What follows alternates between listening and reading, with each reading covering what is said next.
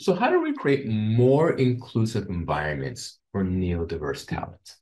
Well, it starts off with following some simple principles, which is being people-centric.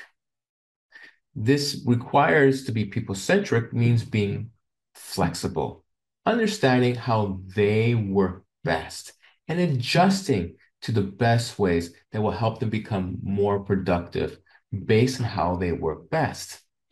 Now, this of course comes into play in regards to identifying and understanding their strengths and being able to scale their strengths to both their advantage and your advantage.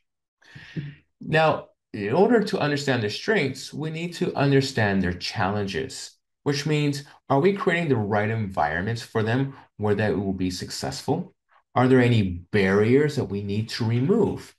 Can we and do we need to provide reasonable accommodations? So basically providing them the tools and resources that will aid them to being productive, that will support their challenges, and hopefully focus on their strengths.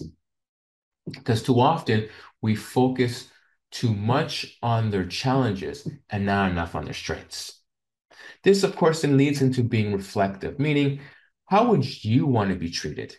And based on how you want to be treated, understanding how they want to be treated in the workplace. And this brings us to being patient.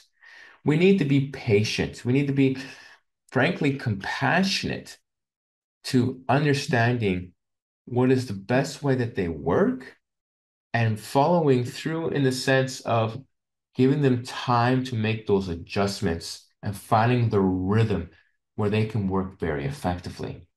Now, this all requires understanding engagement, where you as management or as employers need to engage with your neurodiverse talent.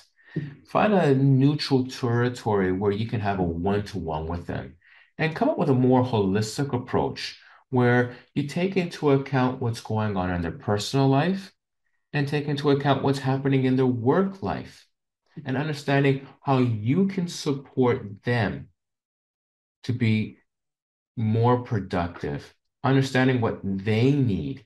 And of course, this also requires not being focusing on integration, but focusing on how to be more inclusive. And this also comes into the aspect of, once again, removing any barriers that prevents that engagement, that prevents them from having the ability to be able to focus and be productive in their workplace, in their profession. And this, of course, requires creating belonging, cohesiveness.